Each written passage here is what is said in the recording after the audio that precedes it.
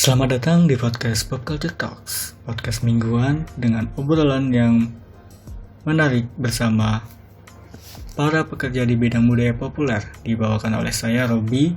Kita akan mengobrol-ngobrol dengan orang-orang yang passionate di bidangnya, talk show dengan topik yang menarik, dan pembicaraan yang intim.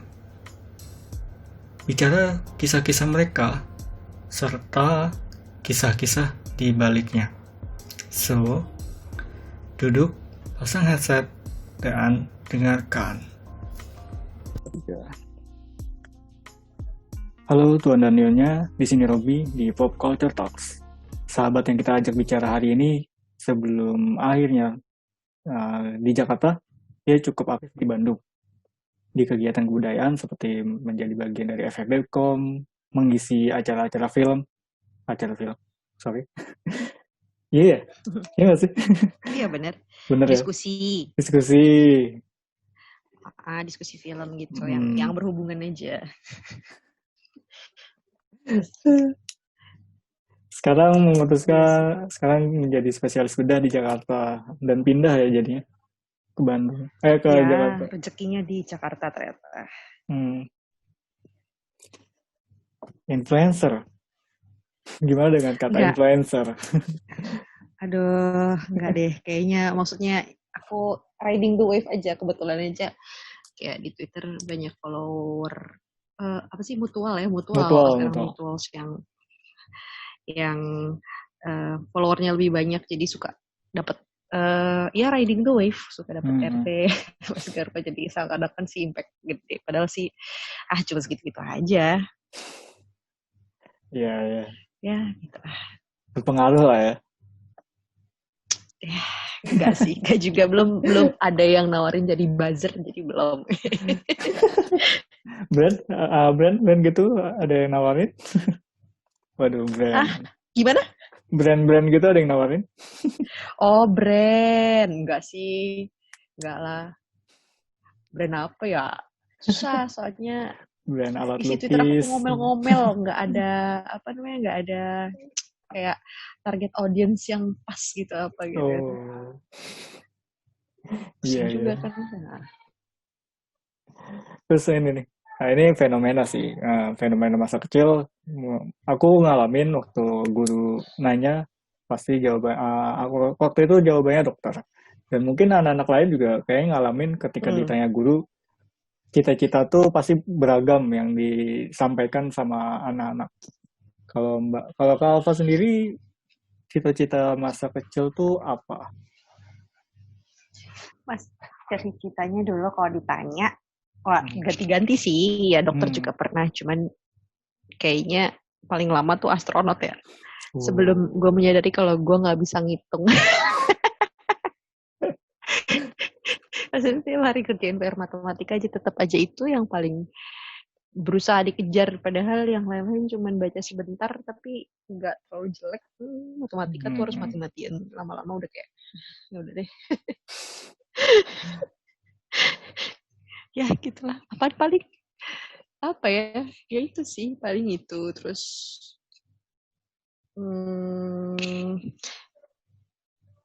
apa, jadi guru dulu tuh ya pernah. Pasti ada tuh dulu presiden biasanya. Presiden ya sih, bisa juga. Buzzer kayak belum, nggak ada yang bilang kayak buzzer. Belum itu anak sekarang belum. Kalau sekarang udah mulai ada tuh ya. Kamu cita-cita mau jadi apa? Jadi YouTuber gitu kan. Udah bisa sekarang. Kok dulu nggak? Belum zaman. Belum ya? Belum. Apa? Aku tuh punya handphone yang 3310 aja tuh udah SMP. Kelas 3 waktu itu. Udah mau SMA kan. Ya itu. Jadi apalagi YouTube baru tahu-tahunya pas belakangan. Aku udah tua, maaf ya. Gak apa-apa. Samain aja usianya. Bisa. Lalu memutuskan buat jadi dokter tuh kapan tuh? Seenggaknya jadi jurusan atau jadi pekerjaan itu kira-kira kapan? penjurusannya. Oh iya sih. Ke dulu waktu SMA emang. Yang kira-kira yang bisa dikerjain apa ya, angkatan apa ya? Generasi kita kan masih generasi gue maksudnya masih mikirin ya kuliah buat kerja gitu. Sekarang enggak sih? Betul. Ya enggak sih? Karena gitu, kerjanya apa yang bisa dilakukan ya? Iya. Jadi emang gue jelek banget Kak, bukan apa ya, gimana ya, gue selalu harus berusaha ekstra kalau hitung-hitungan gitu ya.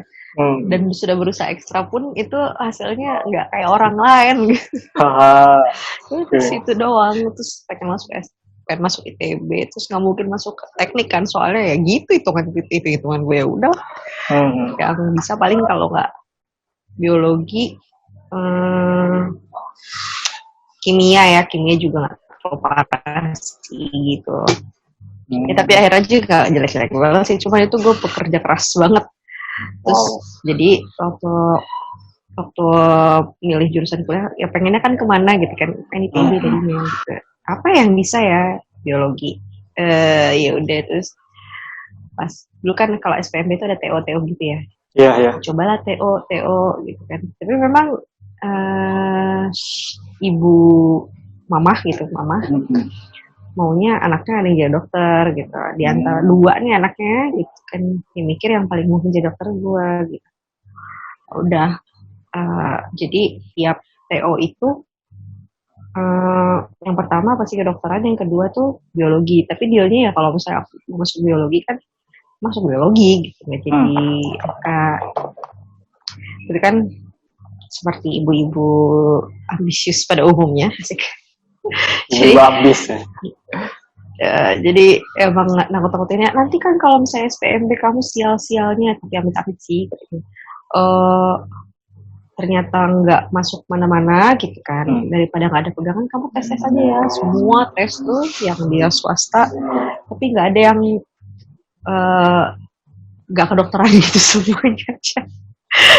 Semua kedokteran, sampai yang tes mandiri gitu juga, yang di apa sih, yang di jalur mandiri gitu, PTN tapi jalur mandiri gitu, dimasukin semuanya.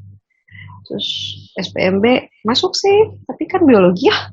Itu berargumentasi lah, maksudnya bukan berargumentasi, gue menagih janji sebenarnya, katanya kalau misalnya SPMB masuk, aku masuk SPMB aja kan gitu. Cukup gue bilang, si mama tuh bilang gitu kan, kalau misalnya di biologi nih, terus kamu gak pinter, nanti kerjanya di bank gitu. Terus kayak itu bener sih kan. Karena emang rekrutmennya terbuka setiap tahun gitu kan. Emang kerja di bank. Terus kayak bokap gue orang bank, si papa tuh orang bank gitu. Jadi kayak aku tuh malas aja ngebayangin, jadi gue tiap hari mesti dateng udah rapi gitu kan, pakai high heels ya itu kayak stereotipikal gitu kan, kerja di bank tuh kayak gitu. Terus gue aduh malas banget sih dandan tiap hari, ya Allah gitu. Terus jadi gue ya udah deh ya udah kedokteran aja, terserah deh gue mau jadi apa gitu doang sebenarnya awalnya ya. Cuman karena balik lagi kayak nature gue, ya itu apa yang bisa gue lakukan ya gue lakukan gitu kan. Jadi terus ya abis lulus kan koas tuh kalau dokter kan. Terus baru kerasa sih abis di koas tuh, karena ketemu pasien gitu kan, ketemu kasus beneran, bukan cuma textbook doang. Terus jadi kelihatan, oh gini tuh kerjanya, kayaknya gue bisa nih gitu kan. Dan lama-lama menikmati juga ya gitu, udah dapet flow-nya ya udah. Terus di situ baru kalau ngambil spesialis apa itu gue mutusin sendiri gitu kan. Nggak ada dorongan dari mana-mana gitu, maksudnya nggak ada pengaruh dari mana-mana yang mesti ini mesti itu gitu. Kayak itu setelah nyoba incipin semuanya gitu di stase, kalau rotasi perbagian itu namanya stase kan, masing-masing stase gitu. dijalani gitu kan, dilihat gitu. Kayak gimana, terus ikut-ikutan. Kalau di rumah sakit pendidikan tuh ada koas dan residen tuh udah dokter, cuman dia kan sekolah jadi mau belajar buat jadi spesialis gitu ya, lihat kehidupan residennya kayak gimana kerjanya gitu. Ya udah, jadinya gue memutuskan untuk apa yang gue jalanin kemarin itu gitu ceritanya. Itu sorry ya, kalau pertimbangannya waktu benar-benar mutusin jadi spesialis bedah tuh apa waktu itu? Jadi ya biasa kan punya beberapa kayak apa ya? Jadi tiap spesialisasi itu kayak ada tipe bukan tipe ya, kayak ya tipe sih bener ya, kayak kalau misalnya bedah tuh dia kerjanya fisik banget gitu kan. Ya yang ngurusin juga anatomis gitu kan, lebih kuat di anatomisnya, walaupun nggak harusnya yang lain-lain nggak ditinggalin juga. Misalnya terus kalau misalnya penyakit dalam tuh lebih ke yang fisiologis tuh kayak faal yang normal, fungsi ya, lebih fungsi gitu, walaupun ya anatominya juga pasti ini kan, cuman tidak banyak intervensi kan, kerjanya sama obat gitu kan, sama waktu juga. Terus kalau misalnya apa lagi ya, ya macam-macam ya, kayak patologi klinik atau radiologi itu kan beda lagi gitu, kayak dapat sampel terus dianalisis terus mikir gitu kan, kayak tapi ya jarang ketemu pasien, jadi benar-benar gimana nanti kita bisa ngebayangin, kita cuma bisa ngebayangin diri kita mau kerja kayak apa tuh kalau udah lihat dan atau ya lihat gitu, udah pernah paling nggak ada lah orangnya depan kita gitu kan. Gak bisa cuma cerita doang gitu. Ya itu setelah koas sih jadinya, emang orang waktu masuk fakultas kedokteran waktu S1 mana pernah aku kepikiran jadi dokter bedah gitu, nggak pernah. Sama sekali nggak pernah. Jadi lebih ke karena cocok workflow-nya gitu kan. Ya waktu itu bedah juga kan nggak cuma satu ya, maksudnya ada beberapa cabang gitu. Ada pernah yang salah satu yang dipikirin juga apakah ortopedi itu bedah tulang gitu kan, atau bedah plastik gitu. Nah ya tapi yang kayaknya lebih cocok dan kayak mau lebih ini sih, lebih cocok dan mau ya, udah kayak nyari jodoh aja gitu. Nggak mungkin semuanya ada yang sempurna gitu, cuman memang kita mau jalanin ke yang mana ya, udah ini. Karena kan kerja sampai pensiun ya, kalau nggak mati duluan. Ya itu gitu. I will be stuck gitu with this forever. Beneran udah kayak kawin aja beneran. Itu ya, jadi pilih pembantu emang bener kayak kawin sih.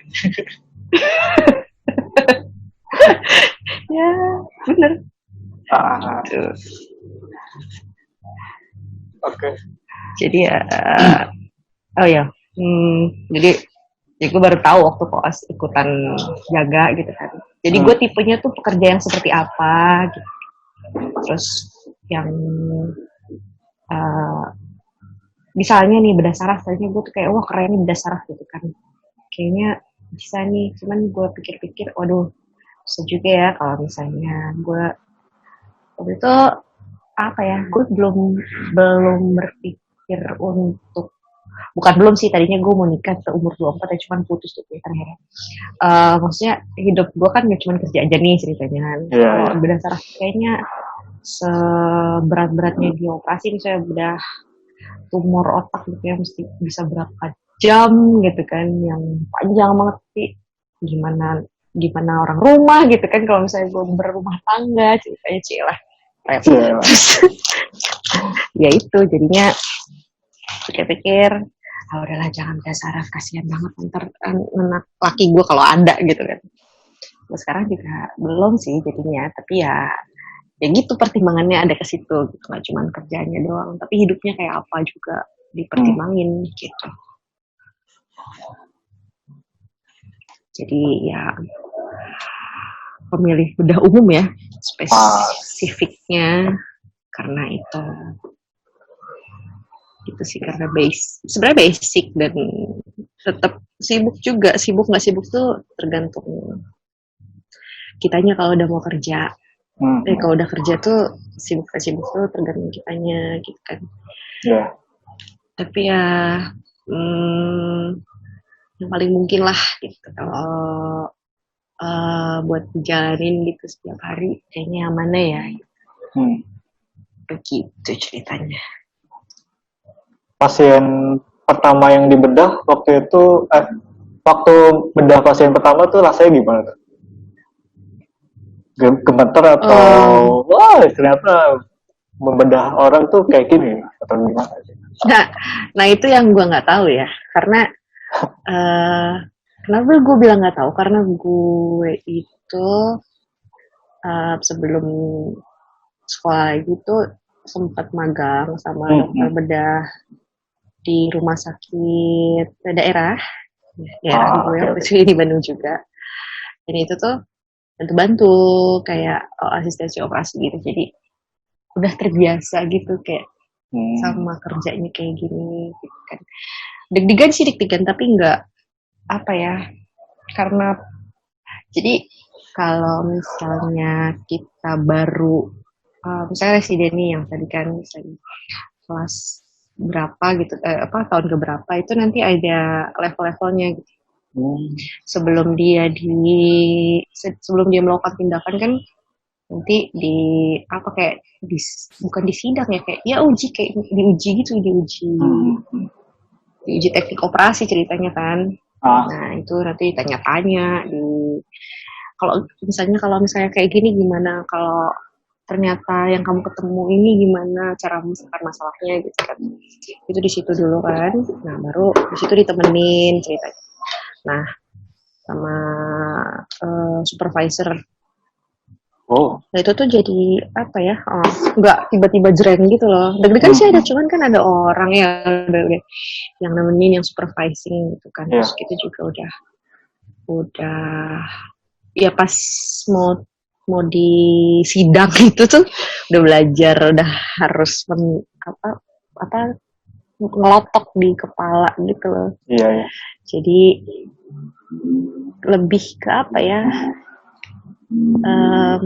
Deg-degan iya sih, cuman nggak panik gimana gitu loh. Iya. Kirain itu ada kayak apa ya? Mungkin nggak ada trauma darah kan pada saat itu ya? Gimana ya? Nggak ada trauma darah? Enggak sih kalau aku nggak. Fobia kali ya? Tapi ada, jadi gini, kayak pernah punya temen gitu kan. Itu waktu koas, waktu kuliah. Kita tahu nih gitu kan. Oke lah. Dia emang nggak bisa tuh, kayak fobia jarum sama darah emang nggak bisa langsung panik attack gitu loh. Ya sebelum koas memang sudah konsultasi dulu sama psikiater gitu. Emang masalahnya anxiety-nya di manage gitu kan. Ya beliau sekarang sih bahkan udah jadi spesialis ya, bedah juga.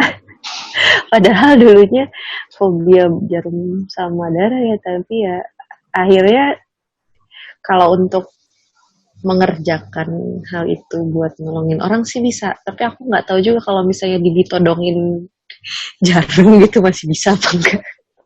Mungkin itu juga masih takut ya, itu kan karena cuma di manage aja, cuman bisa sih sebenarnya.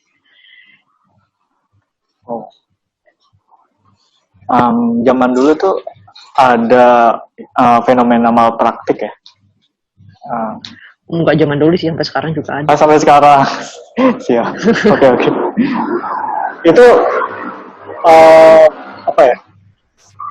Pernah nggak sih sekali kayak ngerasain kayak takut kesalahan jahit atau kesalahan teknis? Oh iya, maksudnya kalau takut sih selalu ada sih ya, karena emang kalau takut salah itu memang yang bikin kita jadi mikir, bikin kita jadi hati-hati gitu kan.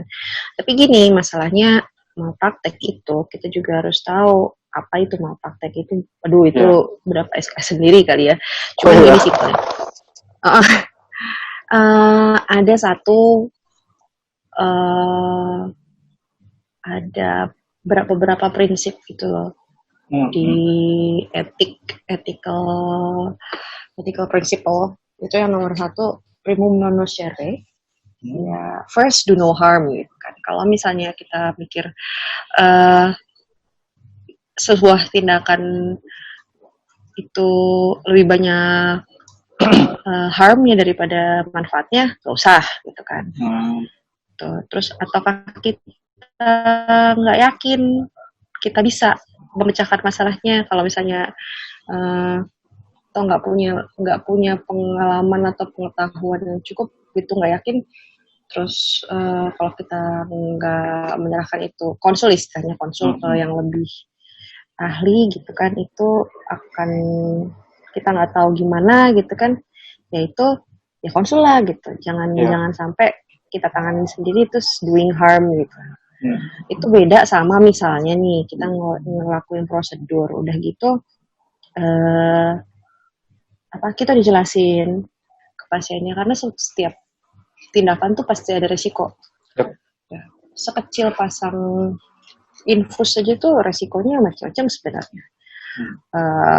Kalau walaupun bilangnya iya nanti ini ada resiko infeksi, tapi infeksi nggak cuma sampai situ aja. Kadang-kadang infeksi itu ada beberapa orang ya jadi masalah besar juga kan.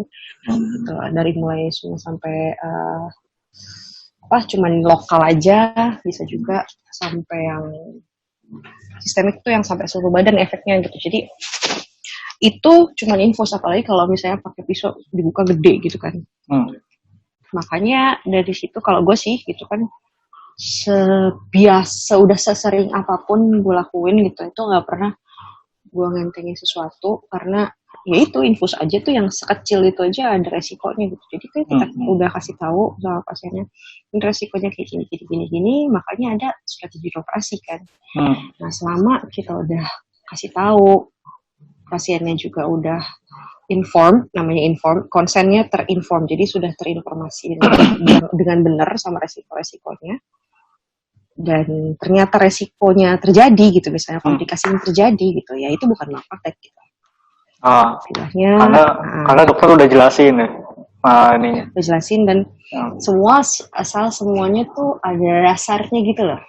Misalnya ternyata pun ada yang harus dilakukan di tengah-tengah karena ditemukannya lain waktu operasi sama yang waktu sebelum operasi, karena kadang-kadang ya kita kan nggak tahu kan, orang belum dibuka tuh, kalau kotak belum dibuka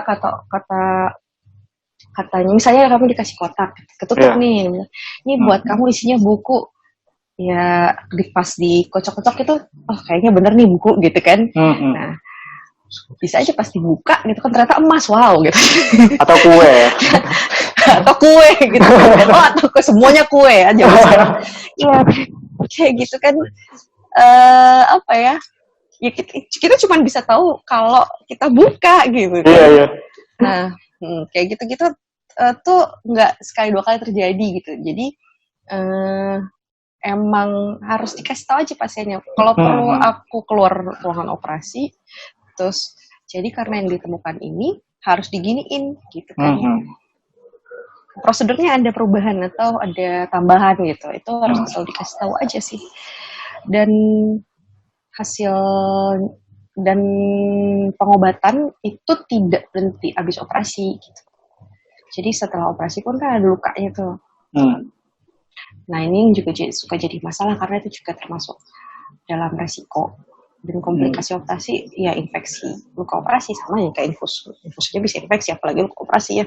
Itu yang kadang-kadang ya itu yang harus benar-benar di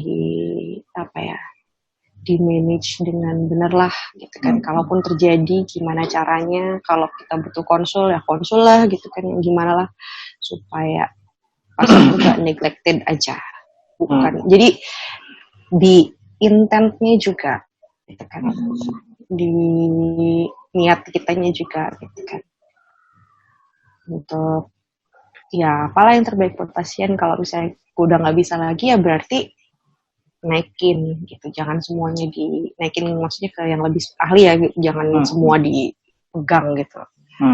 Ya aku bukan superhero lah istilahnya iya gitu. Jadi kalau takut mau praktek tuh gimana ya, aku takutnya aku tuh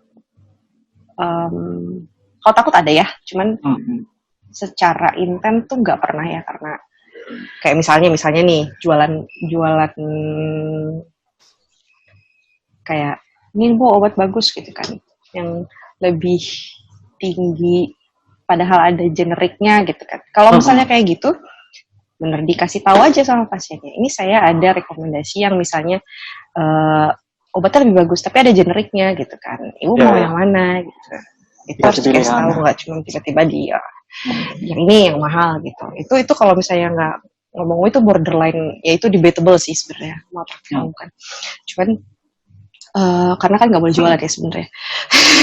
Nah tapi ya itu asal dikasih pilihan dan pasiennya tahu pilihannya apa aja dan dia yang pilih secara sadar ya enggak sih.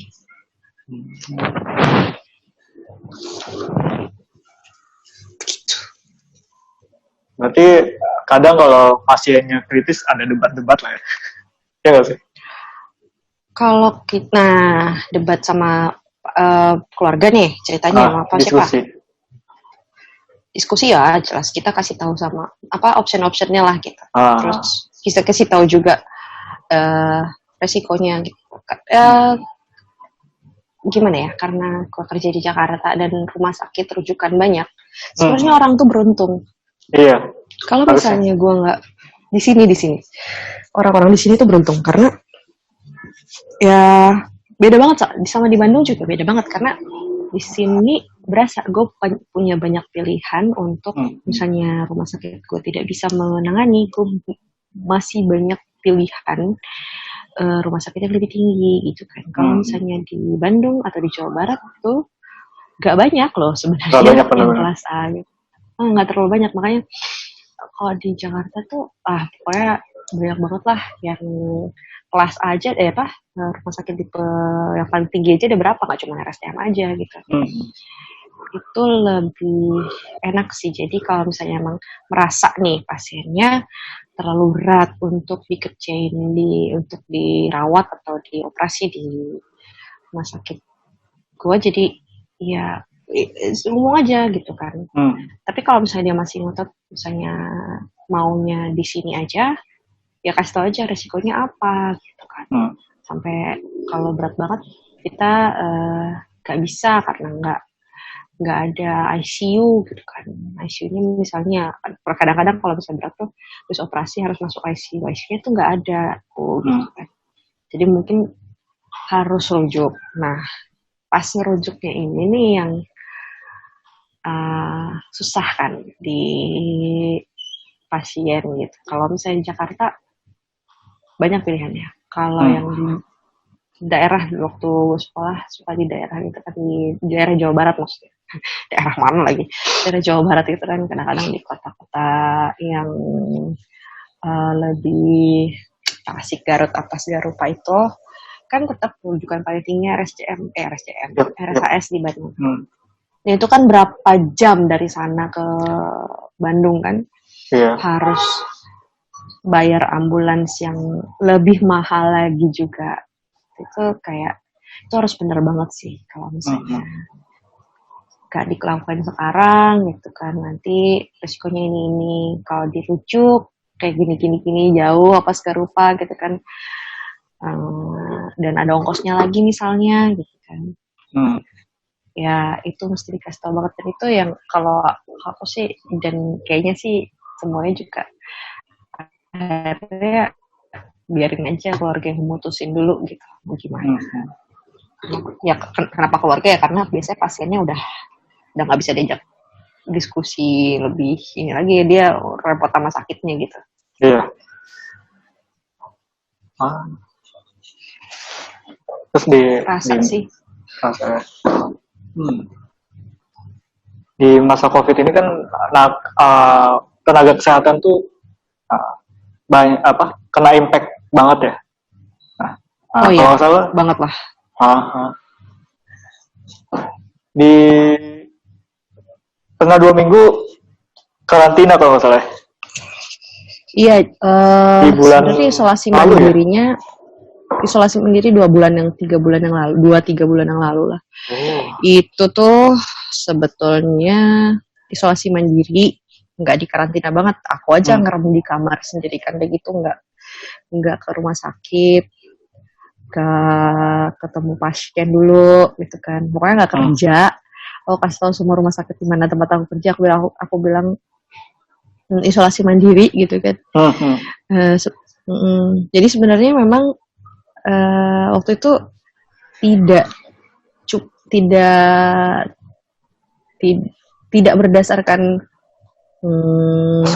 swab positif, tapi berdasarkan riwayat kontak gitu loh. Karena waktu itu ada pasien yang positif, ternyata positif tapi sudah terlanjur nggak di ruang isolasi gitu, dan itu pasien aku. Kalau nggak di ruang isolasi kan berarti nggak pakai baju Teletubbies itu kan, nggak pakai masker yang N95, nggak pakai protektor mata juga gitu, jadi kan lebih. Dan aku waktu itu tindakan kayak ganti perban, sebenarnya bukan operasi ya, cuman kehitungnya kontak erat, jadinya di swab lah gitu kan. Tapi sebelum swabnya keluar yang kedua pun aku udahlah isolasi mandiri dulu, takutnya kenapa-napa kan, kasihan yang lain ya. Jadi mengistirahatkan diri. Begitu ceritanya. Ya. Dan kan 2 minggu tuh, hitung dari kontak sekitar 10-11 hari kayaknya nggak ada tanda kenapa-napa juga, walaupun aku swabnya yang kedua belum dilakukan.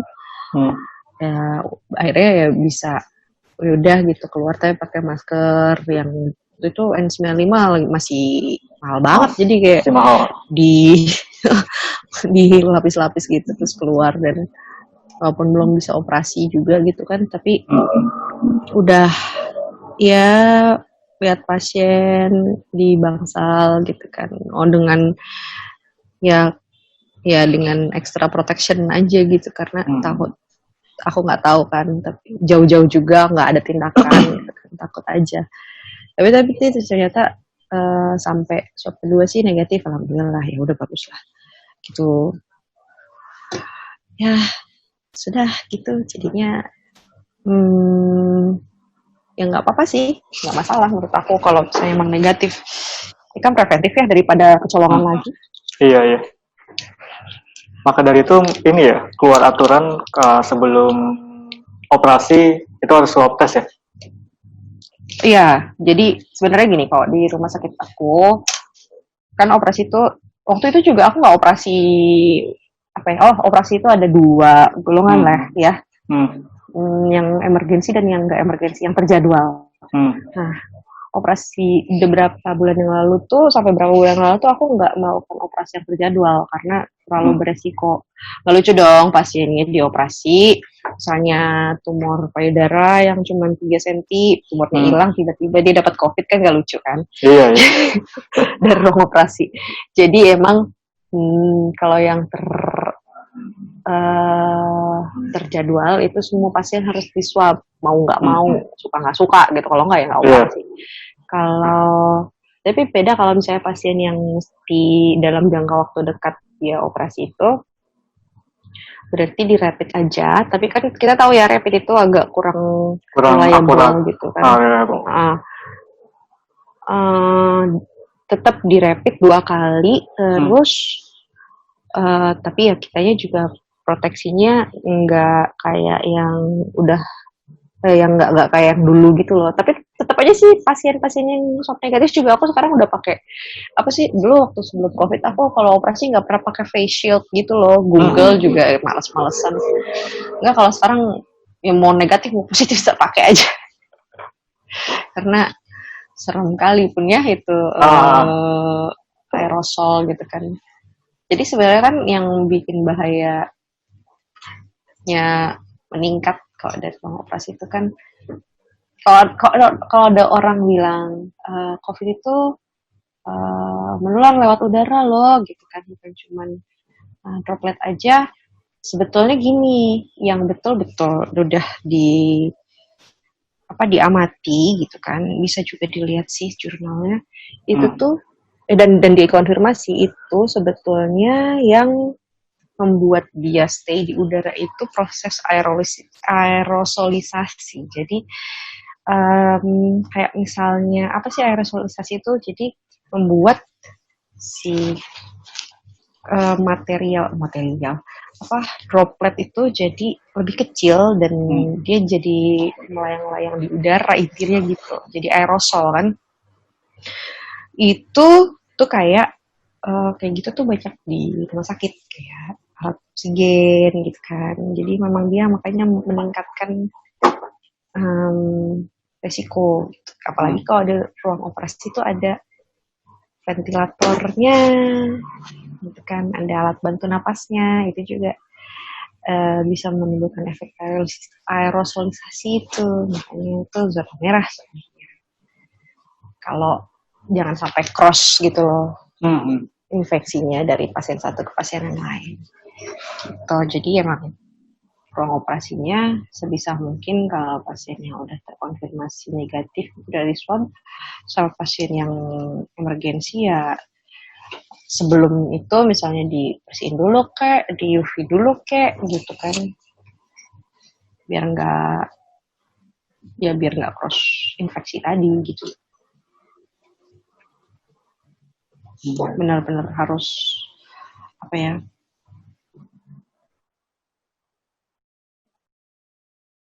harus. Emang di Bandung gitu juga ya? Ya? Emang di sana juga gitu ya, di Jawa Barat?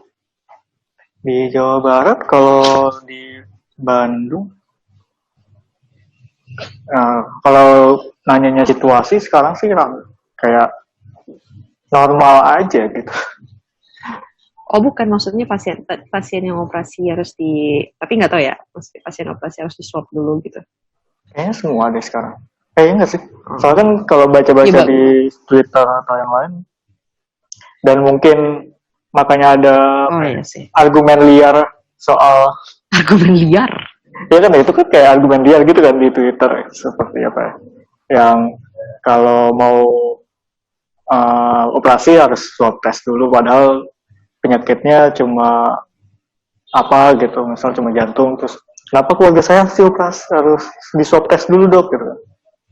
Nah itu maksud aku mungkin yang harusnya menjelaskan kayaknya agak sibuk kali ya, terus tiba-tiba di swab gitu kan. Ya kalau aku sih selalu bilang sama pasiennya kenapa harus di swabnya itu, karena dia juga ngerti kan berarti kan. Karena di Twitter juga jadi ngerti gitu loh stigmanya orang kalau di swab tuh gimana gitu kan. Padahal ya penting gitu kan, biar nggak saling menginfeksi. Kalau enggak ya saya nggak mau operasi, silakan cari aja rumah sakit lain yang mau operasi ibu kalau nggak mau swab gitu kan, istilahnya gitu. Ya iyalah, antara pasien dan dari pasien itu gue juga gitu kan. Gitu. Justru COVID kayak apa ya, bikin masyarakat tuh kayak terbelah sama pendapat gitu nggak sih? Itu biasa sebenarnya. Udah kayak zaman pilpres ya. Enggak, tapi bener dari pandemi zaman dulu juga kayak gitu sebetulnya, yang kayak dulu di Amerika pas lagi heboh-hebohnya smallpox gitu kan, belum ada vaksinnya tuh. Wah, itu juga jangankan masyarakat awam ya, kalau dulu juga dokter ya pokoknya di lingkungan sendiri juga terbelah, ada yang pro dan kontra imunisasi, karena kok kayaknya ide untuk ngasih kuman ke orang sehat tuh serem banget gitu. itu emang membelah sih kalau lagi kayak apa namanya pandemi gitu, especially karena apa ya, karena yang bisa tapi sebenarnya kalau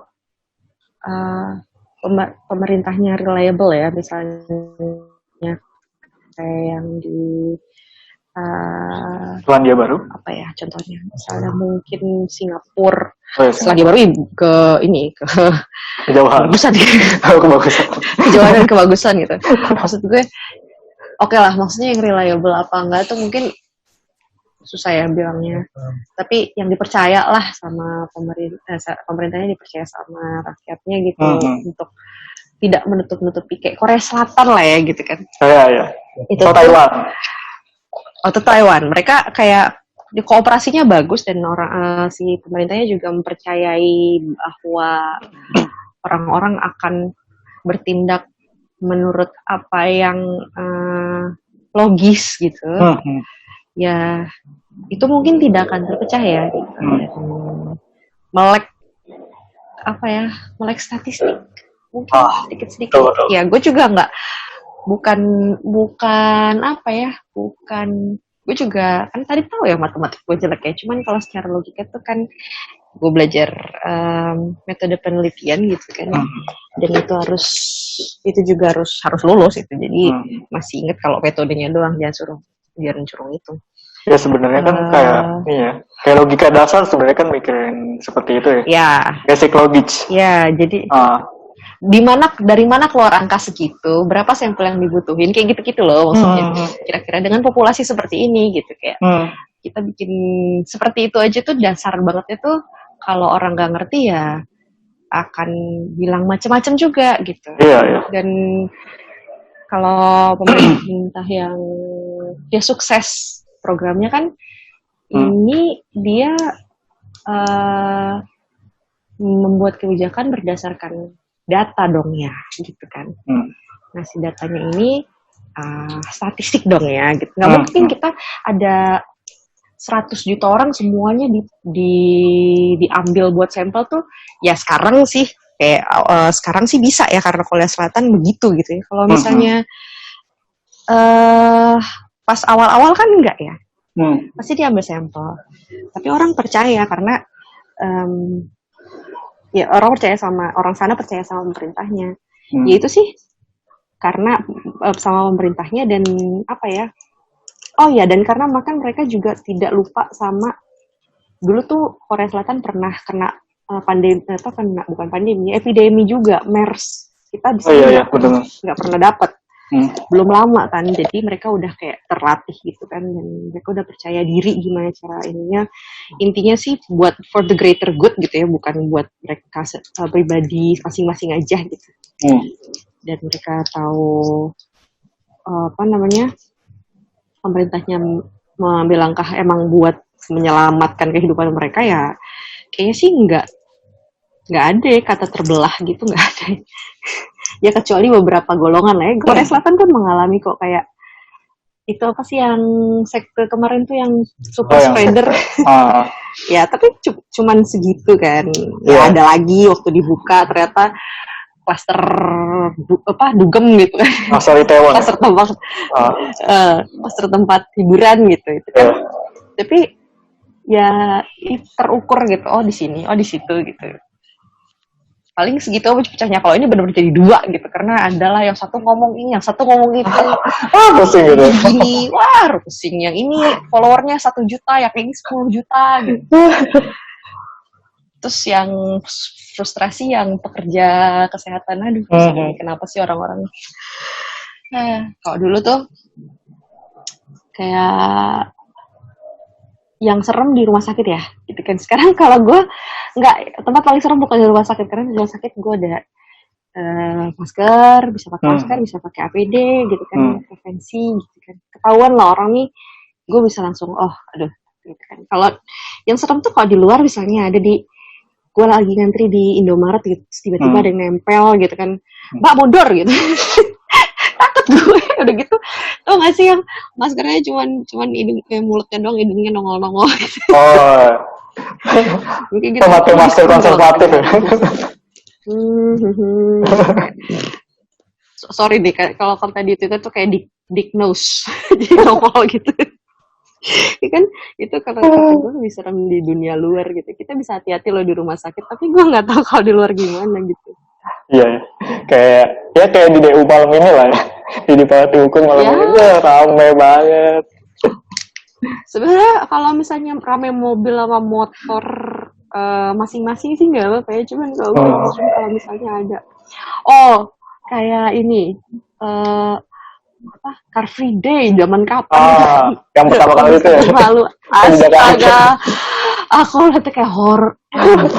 Itu bener kan? Kayak orang-orang nggak inget apa ya kalau misalnya itu kan katanya mulai berapa angka seribuan naiknya seribu. Kayak kenapa ya naik terus? Kenapa yang naik terus orang kemarin CFD gimana kayak naik terus? Suka lucu. Gitu Indonesia. Dari udah sebel gitu ya, marah gitu udah sampai udahlah. Aneh, ketawain aja lah, mau gimana lagi, gue gak mau siapa-apa juga, ya sudah. Tapi coba, Malik, coba kita bicara soal new normal, kebiasaan baru pada saat awal. Itu kebiasaan baru pada saat awal-awal kebiasaan baru atau new normal yang baru. Itu kondisi rumah sakit kayak apa sih? Apa?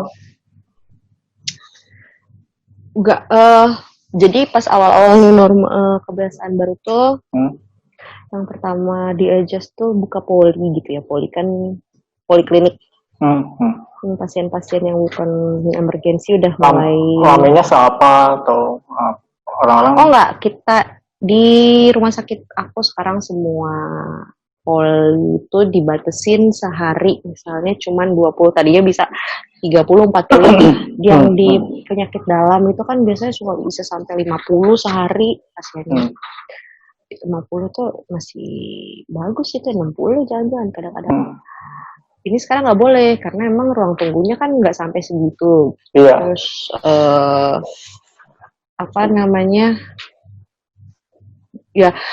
dokternya juga diatur jadwalnya biar nggak banyak banget yang bareng gitu dalam satu waktu gitu. Karena nanti pasiennya yang nungguin numpuk. Terus pendaftaran juga udah online aja. Nah, itu makanya tapi kalau misalnya ada sama mulai ada penghalang gitu kan, ada di meja terus ada penghalang plastik gitu. Apalagi ya, dokternya juga semua pas praktek, walaupun cuma praktek aja udah APD kelas 2 yang pakai scrub sama topi sama apa sih namanya? Dikasih face shield juga. Jadi itu sih.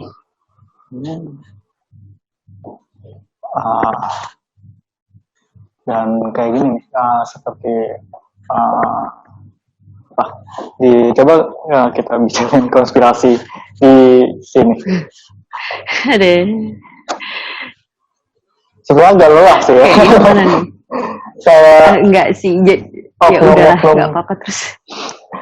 Apa ya? Ini sebenarnya mengganggu banget sih. Kayak benar nggak sih dokter tuh atau rumah sakit tuh kayak ngambil keuntungan dari COVID gitu. Padahal kan yang aku lihat juga itu mah kayak katanya doang. Dan mungkin apa ya, di situ kita kayak ada satu pola yang itu tuh mungkin ada atau mungkin nggak ada, atau emang itu debatable. adanya soal rumah sakit kayak gitu. Aku nggak bisa membuktikan kalau dia ada atau nggak ada. Ya, kalau di tempat lain gitu kan. Cuman gini aja, aku cerita aja yang di rumah sakit gue praktek di 3 rumah sakit. 3 loh. Banyak ya. Itu udah maksimal ya. Udah maksimal gitu. Karena dokter cuman boleh dikasih praktek maksimal 3 gitu. Nah, ini tuh jadi gini, 1 rumah sakit pemerintah, 2 rumah sakit swasta gitu kan. Yang paling keras jatuhnya adalah rumah sakit swasta. Ya, kenapa? Karena ya mereka kan bergantung dari pendapatan pasien masuk gitu kan. Udah gitu belum lagi kalau misalnya mereka ada program unggulan yang fancy gitu. Misalnya apa ya? Kamar gitu. Bukan kayak misalnya klinik fertilisasi gitu ya, fertilitas astagfirullahaladzim. Fertilitas program gitu, kayak program hamil apa segala macam itu kan ketunda semua. Iya. Beberapa bulan itu nggak jalan karena emang tidak disarankan. Semua, kalau nggak salah semua sih kolegium tuh bukan ini ya. Jadi masing-masing spesialis itu ada kolegiumnya, mereka ada perkumpulannya, dan sebetulnya yang ngasih kompetensi itu bukan universitas, tapi dari kolegium sebetulnya. Dari asosiasi? Ini asosiasi itu. Nah itu semuanya tidak menganjurkan buka poli yang tidak dan prosedur-prosedur yang tidak emergensi di rumah sakit manapun. Apalagi yang di zona merah kan gitu kan. Ya jadi berarti klinik-klinik fertilitas gitu kan nggak ada kunjungan dong. Betul. Ya kan?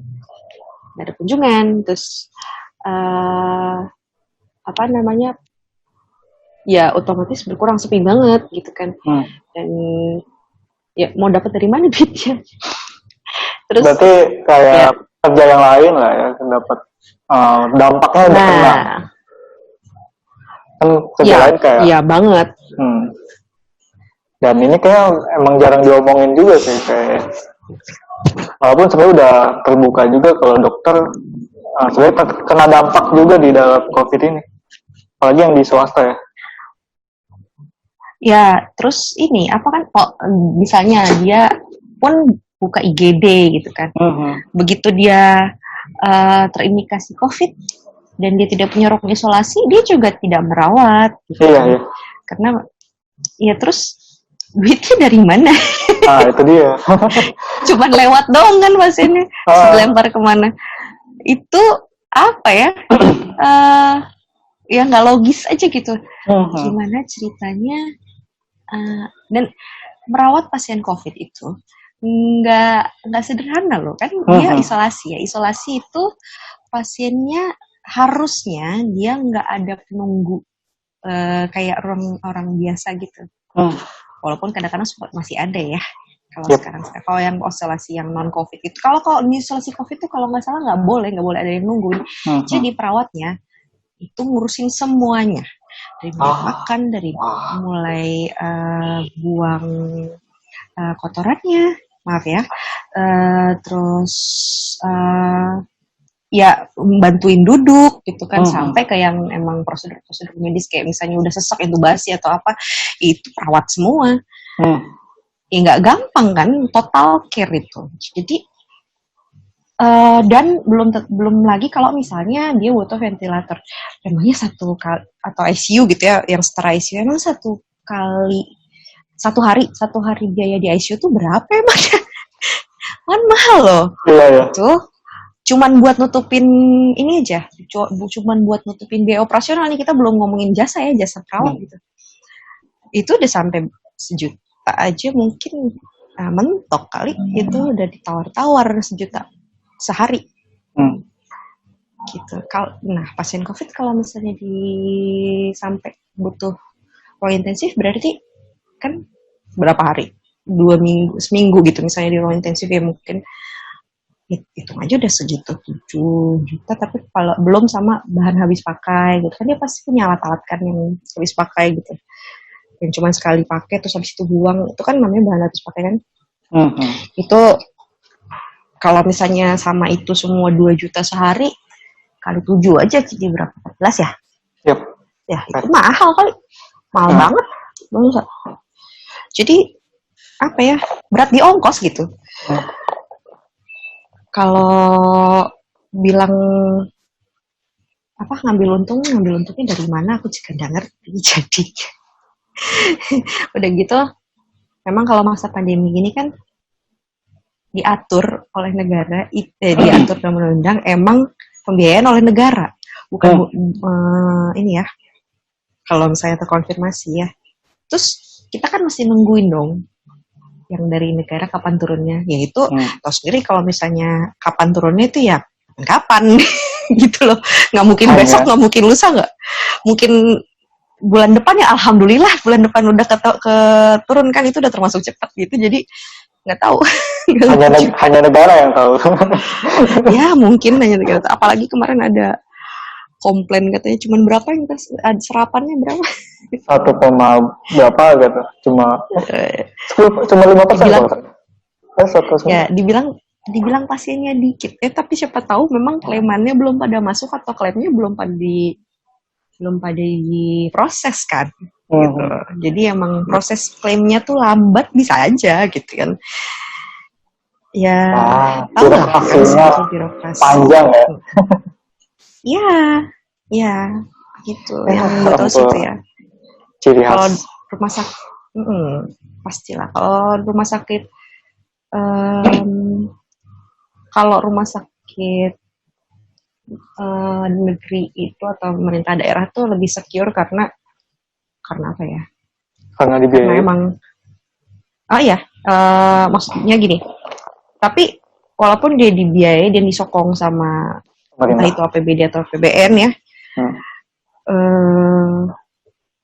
tapi dia dituntut juga buat bisa menangani pasien COVID. Jadi memang harus mau nggak mau dia harus mengoptimalkan itu gitu. Kalau emang dia cuman bisa sampai bikin ruang isolasi tanpa ventilator, ya maksimal di situ, tapi harus punya. Kalau nggak punya ya beneran bikin.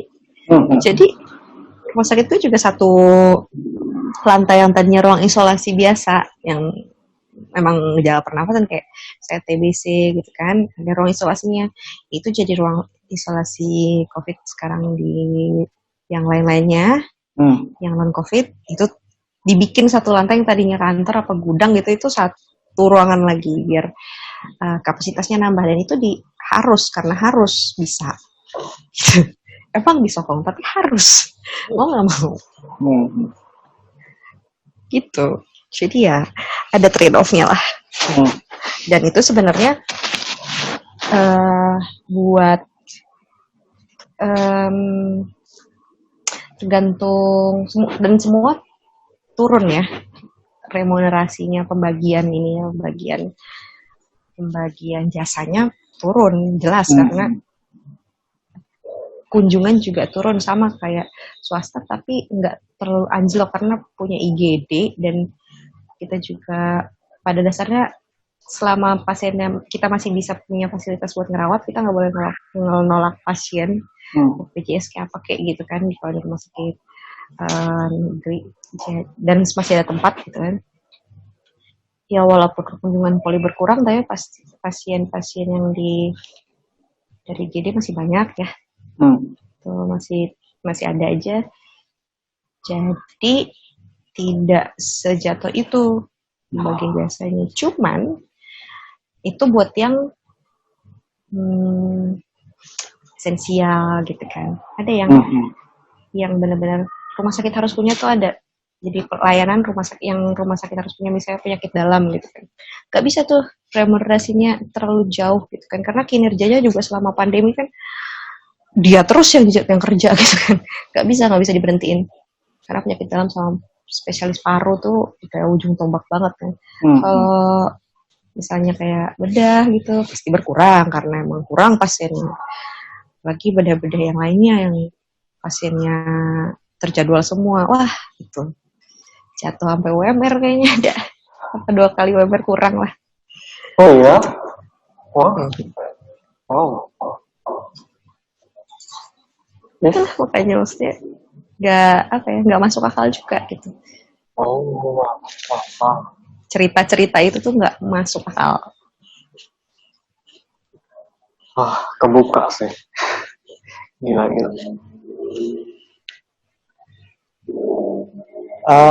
Oke, ini mau akhir ya. Kita agak turunin dikit tensi dari COVID. Soalnya agak seru. Oh ya ini tuh gimana ya? Ini aku buka aja soalnya karena orang kan ngomongin duit mulu kan ya gitu kan. Ini kasarnya aja dari yang emang ngobrol-ngobrol sama teman sejawat gitu kan. Emang kan kita kadang-kadang kulturnya kalau ngomongin gaji itu tabu gitu ya. Tapi kalau misalnya kayak gini kan nanya ya, lo berkurang nggak? Berapa sekarang gitu kan? Oh, ya ampun gue segini gitu kan. Iya habis gimana kan gitu. Karena semua bagian sisi ekonomi sedikit, gitu. Ini terdampak sebenarnya kan. Nah iya dan bisa pasiennya ada tuh bedah tulang apa bedah saraf gitu yang di rumah sakit swasta kan yang tidak pakai BPJS biasanya pengusaha yang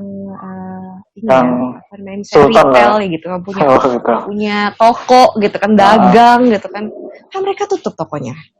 Yep. Itu dan mereka nggak mau sakit patah tulang juga kayaknya nggak akan ke rumah sakit yang biasa langganan yang nggak pakai BPJS itu karena tokonya nggak bisa buka gitu aja sih gampang kan jadi ya nggak ada masuk juga sebenarnya ya udah gitulah kira-kira kasarnya gitu guys kita turunin tensi dikit terus aku penasaran sama kenapa Kak Alfa ngelukis. Ini terakhir sih. Aduh, tiba-tiba jadi ngelukis. Karena kita turunin tensinya. Iya guys, jadi kalau misalnya kamu pernah kepo Instagram, bener Instagram ada. Instagram dan Twitter. Kadang-kadang suka sharing, terutama Instagram udah artwork semua ya. Itu salah eskapis bukan sih? Jadi bukan eskapisme juga. Jadi kalau misalnya udah pernah scrolling sampai bawah itu ada muka aku semua gitu. Jadi kadang-kadang gimana ya karena Instagram ini kalau khusus buat Instagram. Jadi dulu kan orang rame tuh Instagramnya semua diposting. Aku tuh kayak udah agak late into the hype gitu. Bukan karena sok-sok anti mainstream, bukan karena bingung aja mau posting apa gitu kan di Instagram. Karena foto tuh bukan bahasa aku istilahnya Celah. Jadi ya terus waktu itu mulai karena baru kayaknya baru lulus koas gitu kan ya terus mulailah belajar dandan ceritanya jadi menggambar wajah ada post dandan menggambar wajah benar-benar menggambar wajah ya terus waktu itu lagi mulai naik tuh kayak beauty influencer yang kayak Nikki tutorials kan dan dulu tuh aku udah nonton itu terus hati gitu-gitu terus ya ikut-ikutan aja nyoba-nyoba lipstick terus akhirnya mulai posting yang ya ala-ala gitu kan. Tapi lama-lama bosen juga liat muka gue ya gitu. Kayak muka gue gini-gini aja gitu kan. Usaha menggambarnya sia-sia kalau di muka gitu. Gimana ya? Kalau misalnya scene yang di beauty scene gitu di sosial media gitu. Itu tuh sama sih sama semuanya. Kayak semua harus update gitu loh. Kalau misalnya Robby mengikuti beauty influencer yang proper gitu ya, tiap ada produk baru tuh gimana?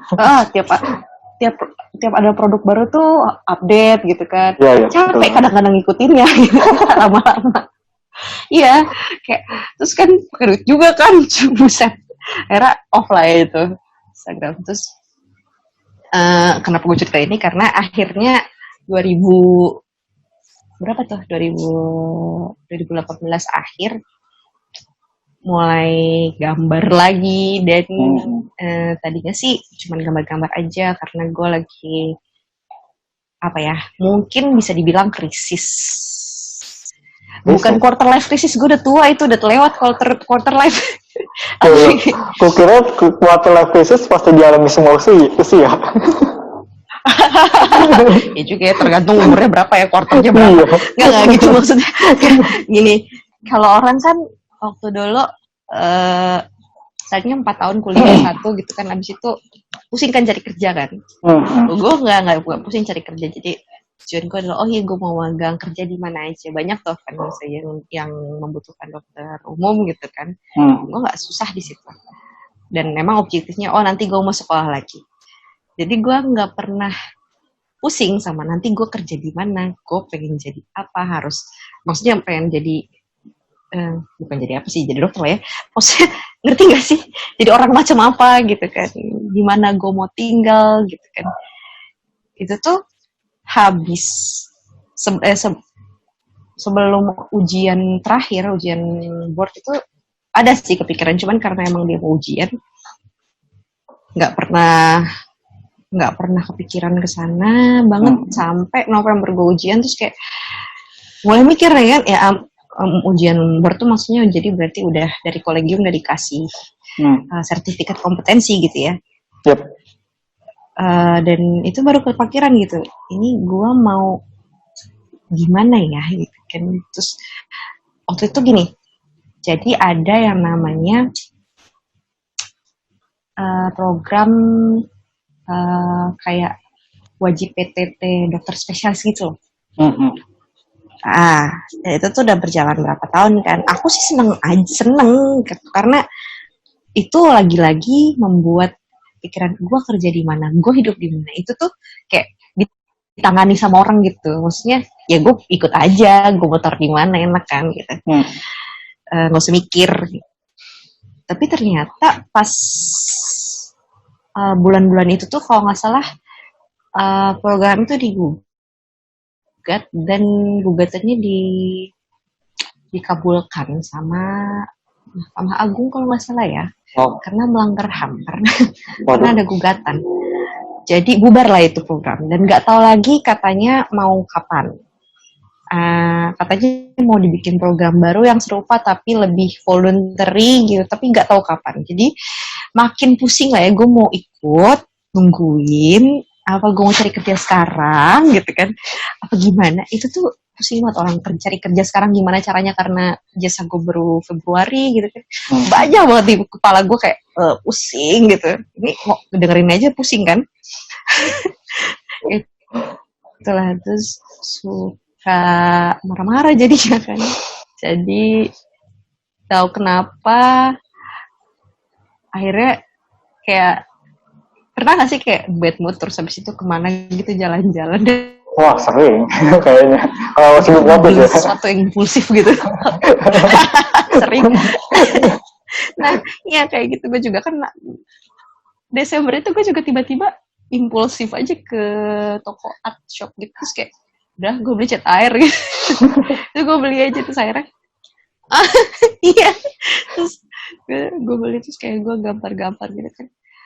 Tadinya biasa aja, terus mulai, kayaknya nih lucu juga kalau misalnya gue isi Instagram gue lagi kan gitu kan, dengan karya aja cilah ceritanya. Karya. Terus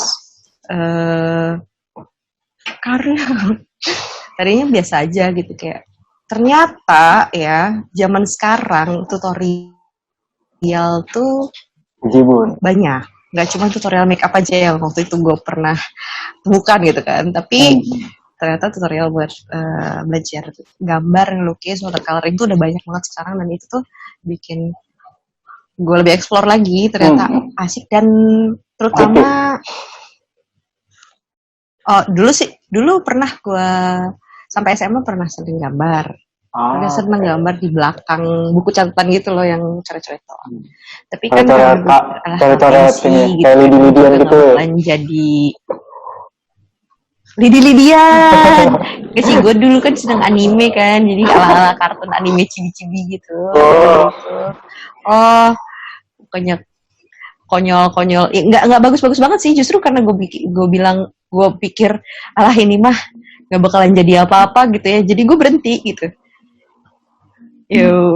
Terus gara-gara itu sama ketemu tutorial macam-macam, dan especially watercolor sih, karena dia beda banget sebenarnya dari yang selama ini gue pegang kan. Dia ada kayak aspek menenangkannya gitu loh, jadi bisa bikin lebih rileks. Dan kalau misalnya gue pengen nongkrong di mana, nggak malas ngomong sama siapa gitu, jadi gue gambar aja, jadi nggak kelihatan grumpy. Terus jadi keterusan. Karena ternyata ya itu kayak nggak cuman buat apa ya, bukan cuman buat artnya sendiri, tapi buat well-being gue juga gitu. Akhirnya makanya sampai sekarang sebenarnya dan sampai sekarang sebetulnya kalau misalnya ditanya ngerjain commission nggak gitu-gitu, tapi kayak ya kalau misalnya gue nafsu aja, kalau nggak apa-apa ya, nggak diterusin. Karena nggak bisa gitu, karena emang gue melukis watercoloring itu buat spiritual well-being, emotional well-being gitu. Jadi nggak bisa dipaksa gitu. Me time ya paling nggak ya. Terus belakangan ini kayak mulai setiap hari gambar gitu kan, tapi nggak harus bagus-bagus banget ya, maksudnya meluangkan waktu dikit lah gitu. Itu tuh ya bikin habit aja gitu, itu lebih apa ya, lebih stabil lah emosi. Ya nggak grumpy sih masih kadang-kadang, apalagi kalau PMS, cuman ya lebih manageable lah. Sepertinya kalau ada commission dari galeri kayak bakal diambil. Oh, itu tekanannya berat banget. Gak lah, kira. Tapi apa ya? Ya kemarin baru-baru ini emang baru mulai ngerjain proyek ya, bukan yang itu ya, yang kue ya. Kayak apa ya? Itu kue satu. Yang udah jadi, ada lagi. Itu kayak seri gitu. Dan itu lebih berat lagi sih, dan mungkin nanti bisa lihat kali ya. Nanti kayaknya udah nggak lama lagi kayaknya bisa lihat. Itu tuh sebetulnya dasarnya mau bantuin temen aja gitu kan, tapi dan ternyata emang si temennya ini juga punya usul, tapi kalau dia terbuka banget sama apa yang gue kerjakan. Kalau misalnya gue bilang kayak gini aja dan jadinya begini gitu kan, dia nggak masalah. Dan tapi akhirnya gue bikin lagi gitu kan, gue ulang bahkan, terus akhirnya dia lebih suka. Itu kayak terus-terusan. Itu berapa gambar berarti ya, 4 atau 5 gitu. Dan itu ternyata gue baru menyadari kalau ini adalah beberapa bulan ini gue mau ngerjakan hal ini buat orang lain gitu. Dan itu baru banget sih buat gue, dan ada positifnya juga gitu kan. Mulai mengakomodasi permintaan audiens. Itu tapi enggak sih. Permintaan pasar ya? Enggak, bukan yang permintaan pasar ya, benar. Pasar sudah diciptakan. Klien yang ada tuh kan yang klien yang apa aja salah nggak, jadi emang ini lihat orangnya sih gitu kan. Kalau misalnya terlalu demanding gue juga kayak nggak kuat. Kadang kan kerjaannya udah kayak gitu ya, lah ini kerjaan baru, demandnya lebih gila lagi, ada pusing. Ya udah gitu, yang santai-santai aja lah ya. Tapi kalau misalnya ada pameran yang diperuntukkan untuk pekerja-pekerjanya dokter, itu gimana tuh? Misalnya ada galeri yang topiknya senimannya yang dari profesi dokter. Itu Jangan diambil. salah loh, galeris yang di Bandung tuh ada tuh yang itu. Iya. Ada tuh yang bagus banget, ada sih. Ya tergantung ya dia mintanya apa. Ya kan? Ya itu tuh. Soalnya pernah waktu itu temen gue, ya apa ya gimana ya? Menurut gue gitu kan, menurut gue gambar gue tuh biasa aja gitu. Cuman emang karena belakangan ini gue udah ikut media sosial khusus posting gambar gitu kan, gue jadi terpacu apresiasi gambar, posting dan apresiasi gambar. Jadi gue bisa melihat kalau misalnya orang lain, gue bilang ini gambarnya bagus banget gitu kan, tapi dia sendiri kayak sebenarnya ini gue kurang suka loh tadinya gitu. Gitu banyak. Atau misalnya gue kurang suka terus ya udahlah gue posting aja gitu, terus ternyata banyak yang apresiasi. Itu kayak apa ya, membuka mata kalau enggak kok kerjaan lo bagus juga gitu kan, sebenarnya cukup bagus buat orang lain, padahal di mata lo kurang gitu kan, kurang detail, kurang apa. Terus ya tadinya kan berdasarkan itu sebelumnya pernah ada apa kayak bukan rekrutmen apa ya, kayak ya pembukaan gitu buat submisi terbuka gitu buat suatu pameran. Terus temen gue suruh gue ikut, terus kayak gue kayak apa nih, gue kayak gini-gini aja gitu kan, padahal yang ini kan urban apa ya, urban scene gitu loh, yang waktu itu sih gue kerjain dan gue seneng, cuma kayak nggak pede gitu kan sebelum itu. Jadi nggak tahu sih kalau sekarang, makanya yang diminta apa dulu nih.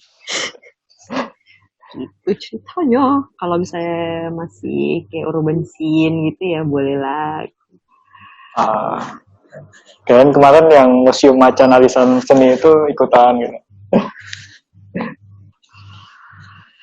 Oh, arisan itu di museum macan apa bukan yang open submission itu, kayaknya Galeri Nasional apa? Museum macan sih yang terbaru yang arisan seniman.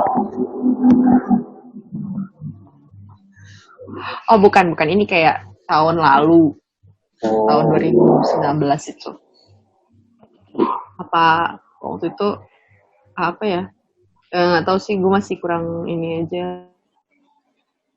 Dan gue kerjain kayak masih banyak orang yang bagus yang bikinnya, cuman sekarang ya udahlah.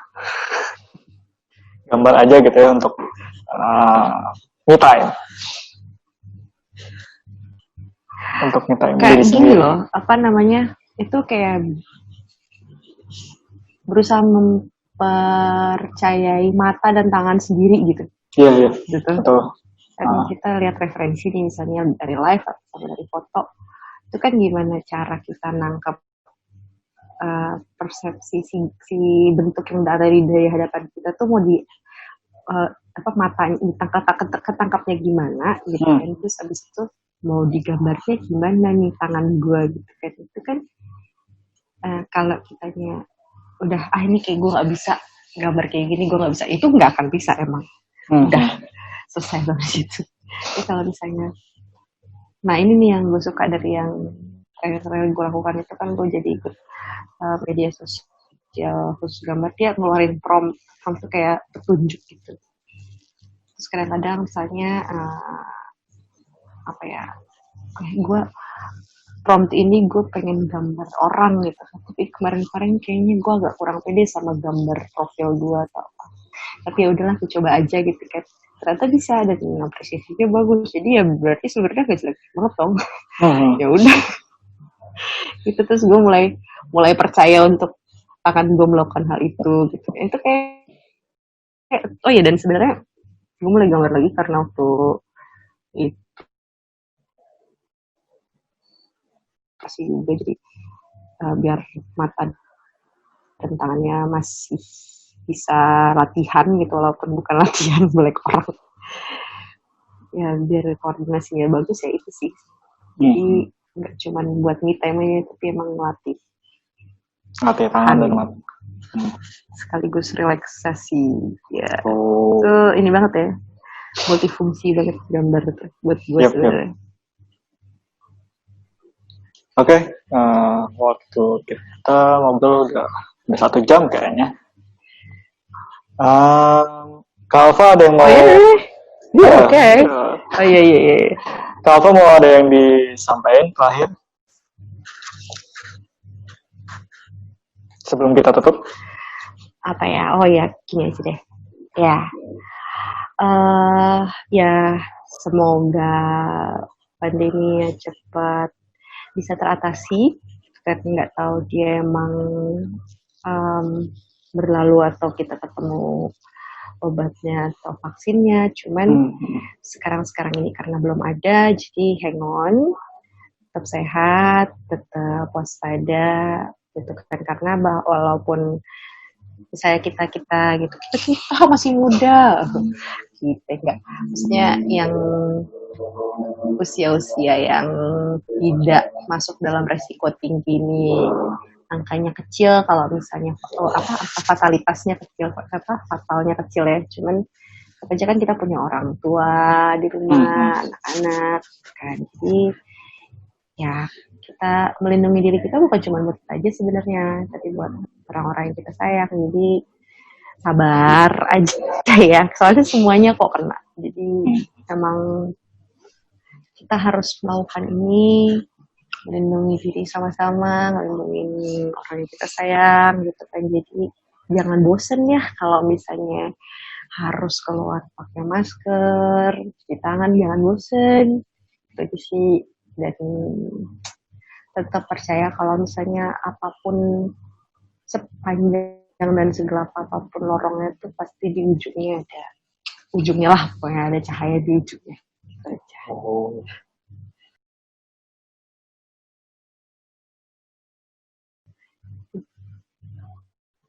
Saya lebih dan Kak Alfa. Ya, dan Alfa.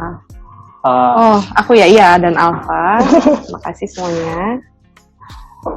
Selamat malam dan bye. Oke deh, kalau kita. Oke. Bye.